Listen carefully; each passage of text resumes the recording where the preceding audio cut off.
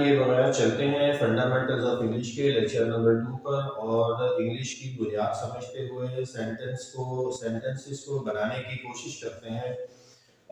पिछले लेक्चर में भी इन चीज़ों में से बात लिखी थी। नाउन की बात करें तो कोई भी नाम होता है, नाउन जरूर इंग्लिश का एक बुनियादी एलिमेंट है। नाउन किसी भी चीज का नाम। तो अगर हम कुछ नाम यहाँ पे लिखने की कोशिश करें तो बुक, ये भी किसी चीज का नाम है। टेबल किसी का नाम अगर ले आप, अहमद, ये भी नाम है। नईम।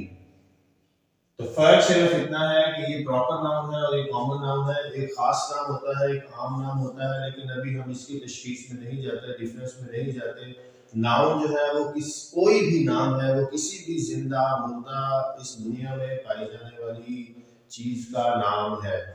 इसके बाद जो है वो प्रोनाउन जो है, वो नाउन, इसमें ज़मीर कहते हैं उर्दू में, और ये नाउन की जगह पे इस्तेमाल होने वाले वर्ड्स हैं, जैसे he, she, it, they, we, you. तो नाउन की जगह पे इंग्लिश में जो अल्फाज इस्तेमाल होते हैं उनको प्रोनाउंस कहते हैं। पिछले लेक्चर में भी इस पे कुछ बात हुई थी कि जब भी हम स्टोरी राइटिंग की तरफ जाएं या ऐसे लिखने की बात आएगी तो पहले सेंटेंस में आप उस सब्जेक्ट का जिक्र करेंगे नाम के साथ, और उसके बाद उसको he, she, it, they, we, you के हिसाब से लिखेंगे। अगर हम एक कहानी पढ़ रहे हैं, मसलन थर्स्टी क्रो फॉर एग्जांपल, तो पहले सेंटेंस में क्रो का नाम लिया जाएगा कि once there was a thirsty crow, लेकिन उसके बाद उसकी हर बात जो है वो इट से होगी। तो ये या ही से होगी, या आप उसके लिए शी भी यूज कर सकते हैं।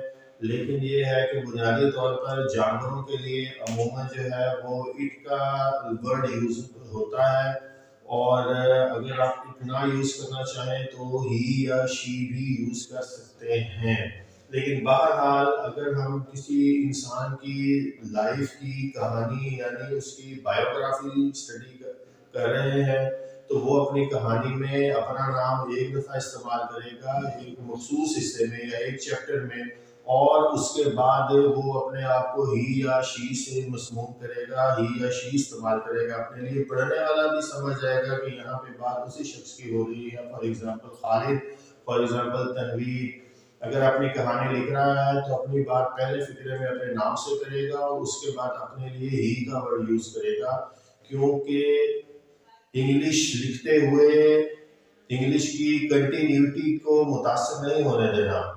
तो ये प्रोनाउंस हैं जो उर्दू में इसमें ज़मीर हैं, जैसे मैं, वो, तुम, हम वगैरह। इसके बाद वर्ब्स पे चलते हैं। वर्ब कोई भी काम है, कल भी काम वाले लास्ट लेक्चर में भी वर्ड्स लिखे थे तो कुछ लिख लेते हैं वर्ब्स, प्ले, ईट, ड्रिंक वगैरह। इसी तरह एडवर्ब जो है ये वर्ब की तफसील बताते हैं कि जो प्ले है, ईट है, ड्रिंक है, स्माइल है, सिट है, स्टैंड है, ये कब कैसे कहाँ हुए, क्यों हुए। तो वर्ब की कोई भी तफसील बताने वाला लफ्ज जो है वो एडवर्ब कहलाता है। मिसाल के तौर पर मैंने आपको कल बताया था, लास्ट लेक्चर में बताया था कि अमूमन इनके आगे एल वाई यूज होता है। तो अगर एल वाई पे अमूमन एल वाई यूज होता है, जैसे अब मैं कहूंगा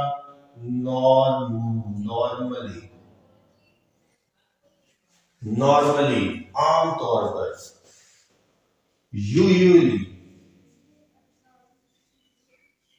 कभी कभार,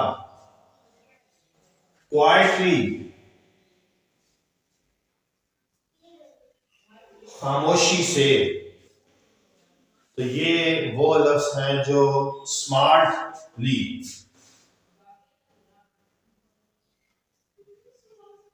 एफिशिएंटली। तो आप देखेंगे कि इनके आगे तो एल वाई लग रहा है, ये एक एडवर्ब की पहचान भी है, लेकिन जरूरी नहीं है कि हर एडवर्ब एल वाई पे ही एंड हो। सारे वर्ब्स एल वाई पे एंड नहीं होंगे। मिसाल के तो बहुत सारे एडवर्ब्स हैं, लेकिन अगर हम इसकी मजीद तफसील में इस टाइम पे जाएंगे तो हम अपने बुनियादी काम से हट जाएंगे। इसलिए अभी तक के लिए इतना ही काफी है। इसके बाद इंग्लिश का अगला एलिमेंट जिसका पता होना जरूरी है या पता होना चाहिए वो हेल्पिंग वर्ड्स हैं। आज हम जिन 3 हेल्पिंग वर्ड्स को लेंगे वो वाज, इज और विल है। वाज था के लिए, इज है के लिए और विल आने वाले कल के लिए बताता है। वाज था, इज है और विल होगा। तो इन 3 को इस्तेमाल करेंगे। बेसिकली ये 3 हेल्पिंग वर्ड्स 3 जमाने भी बताते हैं इंग्लिश में, तो मैंने आज स्पेसिफिकली इन्हीं को चुना है। इसके बाद एडजेक्टिव है। नाउन की कोई भी मालूमात देने वाले लफ्ज को एडजेक्टिव कहते हैं। उसमें उसकी रंग है, उसकी शक्ल है, उसकी अकल है, उसकी तादाद है, ये सारे अल्फाज एडजेक्टिव में आएंगे। मिसाल के तौर पर रंग की बात करें तो ग्रीन, शक्ल की बात करें तो कूल, अकल की बात करें तो स्मार्ट, तादाद की बात करें तो 1, 2 वगैरह। तो ये वो वर्ड्स हैं। Green, cool, he has a cool texture, वो देखने में कूल है, ठंडे मिजाज का है। अकल स्मार्ट, इंटेलिजेंट है। तादाद 1 या 2 या जितनी भी बताएंगे, एक है, 2 है, नाउन 3 है, कितनी तादाद है। तो ये तादाद वाले लफ्ज भी जो है वो एडजेक्टिव्स में आते हैं। इसके बाद 2 नई चीजें हैं। सब्जेक्ट काम करने वाले को कहते हैं और ऑब्जेक्ट जिस पर काम हुआ हो। जब फिक्रा पर अड़ा लेते हैं तो ये बाज दफा सब्जेक्ट और ऑब्जेक्ट की कॉन्टेक्स्ट में भी बात करनी पड़ सकती है। तो सब्जेक्ट काम करने वाला और ऑब्जेक्ट जो है वो चीज जिस पर काम हुआ है। He is playing with the ball में जो काम करने वाला है वो ही है जिसका नाम नहीं पता, और ऑब्जेक्ट जो है वो बॉल है। तो अब हम चलते हैं, यहाँ मैंने कुछ ब्लॉक्स बनाए हैं, दूसरे हिस्से की तरफ चलते हैं अपने लेक्चर के। अब ये ब्लॉक्स को अगर हम फिल करेंगे तो इन्हीं एलिमेंट्स में से चीजें इस्तेमाल करते हुए तो हम फिक्रा बनाने की कोशिश करेंगे। तो आप देखेंगे कि फिक्रे बनते चले जाएंगे। कोई नाउन अगर हम सोचेंगे, मिसाल के तौर पर अली। अब दूसरे अली जब नाउन इस्तेमाल होता है तो उसके बाद जो है वो दूसरा जो आपने वर्ड पुट करना होता है वो बेसिकली हेल्पिंग वर्ड होता है।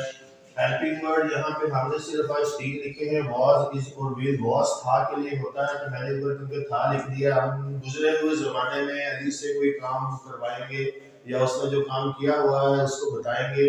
तो अली था के लिए वाज,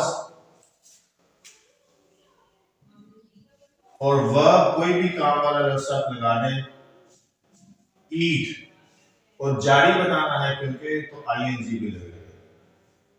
तो ये एक इंग्लिश का कंप्लीट सेंटेंस है। अली वॉज ईटिंग, और अली वॉज ईट नहीं लिख सकते, ईटिंग ही लिखेंगे। जब वॉज आएगा वर्ब के साथ आईएनजी जरूर आएगा, चाहे किसी भी जमाने में या चाहे कोई भी काम हो।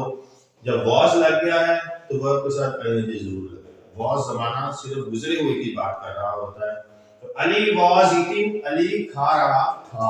इसके बाद दूसरे सेंटेंस की तरफ चलते हैं। यहाँ मैंने नाउन नहीं लिखा, प्रोनाउन लिखा। अली के लिए ही जो प्रोनाउन यूज होता है उसको देखते हैं। ही, अब है बताना है, फिलहाल में इसका कोई काम बताना है तो इज लगाएंगे। वर्ब जो है ईट को बदल लेते हैं, प्ले कर देते हैं और फिर आईएनजी लगेगा। इज भी, इसके इज हेल्पिंग वर्ड के साथ भी वर्ब के साथ आईएनजी जरूर लगेगा। तो ही इज प्लेइंग, वो यानी यहाँ पे अली की बात कर रहे हैं। अली को रिप्लेस कर दिया प्रोनाउन से और जमाना भी बदल दिया, वॉज से इज में, था से है में, और वर्ब और आईएनजी। प्लेइंग, खेल रहा है। ही इज प्लेइंग, अली खेल रहा है। तीसरा सेंटेंस जो है ये, इसमें भी कोई नाउन हम सोचते हैं उसको लिखते हैं। मिसाल के तौर पर ताहिर, करेगा के लिए विल यूज होगा, आने वाला जमाना है, और वर्ब के साथ आईएनजी ड्रिंक और इन, ड्रिंकिंग। तो ताहिर विल ड्रिंकिंग। लेकिन यहाँ एक कमी है कि जब फेल मुस्तकबिल में आपने विल का इस्तेमाल करना है और ये बताना है कि काम जारी सारी है तो एक वर्ड का इस्तेमाल बढ़ जाएगा। ये भी हेल्पिंग वर्ड है, बी, तो बी जरूर लगेगा यहाँ पे। Tahir will be drinking, Tahir will be drinking. यहाँ ये बस याद रखिएगा कि फ्यूचर टेंस में जब काम जारी सारी बताना हो कि ये काम होगा, वो खेलेगा, वो खाएगा, वो पिएगा वगैरह, तो विल के बाद एक आपने ब्लॉक बढ़ा लेना है बी का, और बी भी यहाँ पे आपने लगा देना है। इसके बाद ये तीन सीरीज जो है, ये तीन सेंटेंसेस की तीन जमानों के हिसाब से वाज है और करेगा, यानी आने वाले कल के लिए तीन जमानों के लिए तीन सेंटेंसेस मैंने बनाए हैं। आप इसी तरह नाउन को रिप्लेस करें, कोई नया नाउन लिखें, वॉज लगा के वर्ब भी नया डालें और अपने जहन में या इंटरनेट वगैरह से वर्ब्स की एक लिस्ट निकाल के अपने सामने रख लें, नाउन की भी एक लिस्ट निकाल के अपने सामने रख लें और ये सेंटेंसेस बनाते जाएं तीन जमानों में, और आपकी वोकैबुलरी यानी आपके अल्फाज की का जखीरा आपके दिमाग में भी बढ़ेगा और आप फिक्रे भी बनाते चले जाएंगे और यूं फिक्रे आप सीखते भी चले जाएंगे। इसके बाद अगर सब्जेक्ट और वर्ब के कॉन्टेक्स्ट में बात करें, फिक्रा बनाना हो, तो सब्जेक्ट मैंने आपको बताया था वो होता है जो काम करने वाला होता है, वो भी कोई नाउन ही होगा। तो सब्जेक्ट और नाउन में कोई फर्क नहीं है। सब्जेक्ट कोई जिंदा चीज ही हो गई क्योंकि उसने काम किया है, तो काम करने वाला यकीनन कोई नाउन ही होगा। तो नाउन है तो नाम लिखना पड़ेगा। तो कोई नाम सोचते हैं, मिसाल के तौर पर जाजिब, ये सब्जेक्ट है। अब इससे मुताबिक वर्ब लगा देते हैं आईएनजी के साथ ई और आईएनजी, और जमाना अपनी मर्जी से था है और होगा में से जो चाहे आप लगा सकते हैं। मैं वॉज से लगा देता हूँ, तो जाजिब वॉज ईटिंग, जाजिब खा रहा था। तो ये सब्जेक्ट वर्ब एग्रीमेंट कहते हैं इसको इंग्लिश में। सब्जेक्ट के साथ वर्ब का इस्तेमाल किसी हेल्पिंग वर्ड को यूज करते हुए जब करेंगे तो ये सब्जेक्ट वर्ब एग्रीमेंट है, और ये भी फिक्रा इस तरह भी बन जाएगा। अगर आप सब्जेक्ट और वर्ब के कॉन्टेक्स्ट में बात करेंगे तब ये एग्जैक्टली आप यही काम कर रहे होंगे जो ऊपर वाले तीन सेंटेंस मैंने किया है। इसके बाद एक एग्जांपल और देख लेते हैं। सब्जेक्ट को सोचते हैं, मिसाल के तौर पर नसीम, वर्ब को लगाते हैं स्टैंड और आईएनजी भी स्टैंडिंग, और था है और इसमें से था है और होगा, वैसे वहां था यूज किया था तो यहाँ इज है यूज कर लेते हैं। तो नसीम इज स्टैंडिंग, तो ये भी एक कंप्लीट सेंटेंस है। उम्मीद है ये लेक्चर आपके लिए हेल्पफुल होगा। घर में जरूर प्रैक्टिस कीजिएगा।